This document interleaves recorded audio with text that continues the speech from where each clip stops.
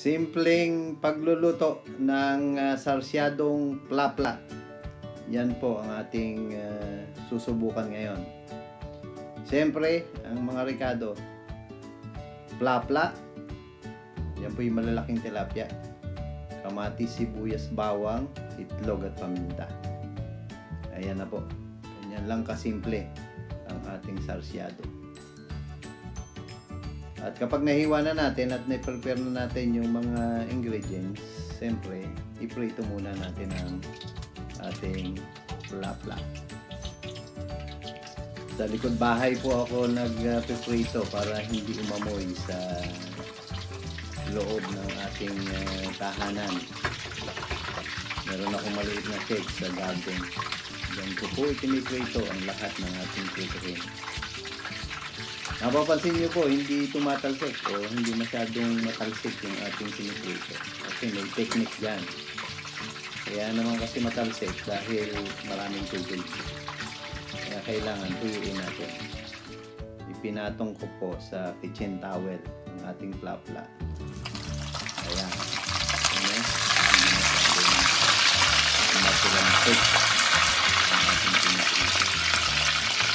Ngayon, pagkatapos natin prituhin ang ating plapla, igisa naman natin ang ating sauce.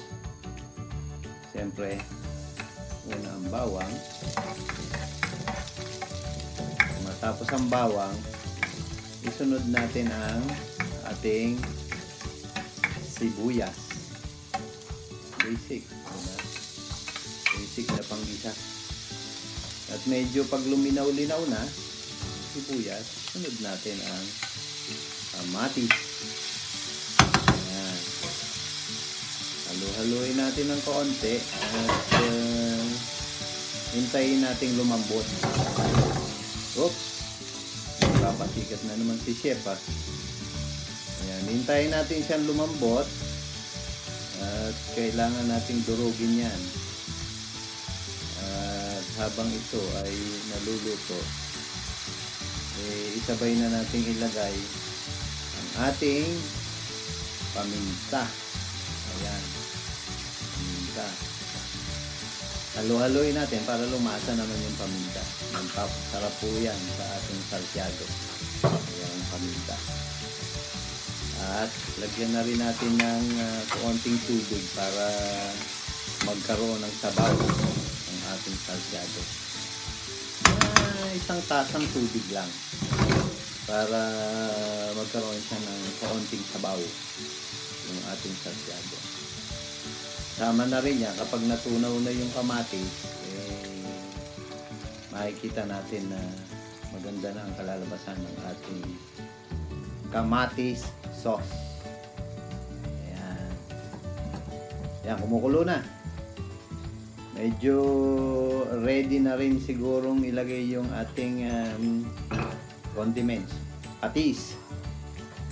Magkaroon ng konting alat ang ating sarsyado. Ingat lang ho sa paglalagay ng patis sa ating sarsyado. Baka masyadong umalat. Paunti-unti lang ang lagay ng patis sa ating mga niluluto. Kasi kapag sobra, hindi mo na po pwedeng bawasan yan. Paunti-unti lang ang paglalagay ng patis. Ayan, ilagay natin sa sandok. Parang tinatakal natin ba? Ayan. Lagyan muna natin ng kaunti. Tapos, ilagay natin sa ating sauce. Tapos, tikman natin. At kung kulang pa, dagdagan natin. Ganyan po, unti-unti lang. Kasi kapag sumobra, masyadong maalat, hindi rin masarap. O kaya, kapag piniprito natin yung ating isda, huwag na nating lagyan ng asin. Para yung sauce na lang ang lalagyan natin ng patis o asin. Ako, patis ang nilalagay ko. Medyo mas malinamnam ang patis. Matapos yan, ready na tayo sa ating susunod na ingredient. Ang beaten egg. Ayan. Lagyan natin ang beaten egg sa ating sauce.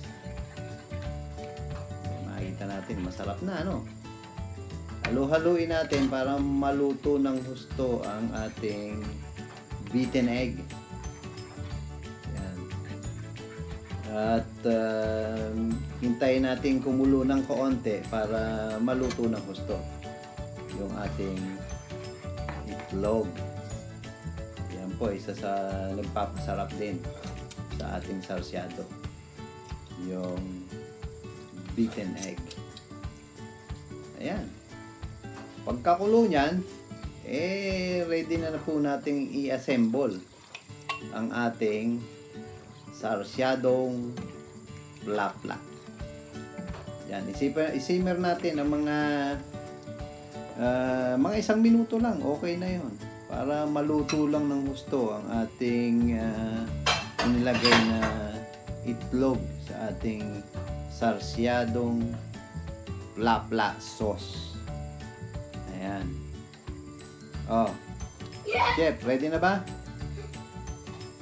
Oh, ipatayin na natin yung ating apoy kapag ready na. Pero kung hindi pa, isimmer pa rin natin ng kaunti. Ano? Pero mukhang okay na ata ito eh. Hintayin natin si chef na patayin yung apoy at isa-assemble na natin yung ating tilapia o plapla kung tawagin. Malaking tilapia po yan. Tapos ready na siya. Ayan, pinatay na ni chef ang ating apoy. Ready na for assemble. Ayan na po, pinwesto na natin yung tilapia o plapla. Saka natin ibubuho sa ibabaw ang ating sarsyado sauce. Yan po. Ready na ang ating tanghalian for the day. Sarsyadong plapla. Ganyan lang po kasimple. In less than 20 minutes, meron na tayong super ulam. Paborito natin yan, lalo na sa probinsya. Sarsyadong plapla, iserve. Bagay na bagay sa mainit na kanin. O yan, hanggang sa susunod. Mag-thumbs up muna kayo ha, bago kayo mag-subscribe. Maraming salamat po.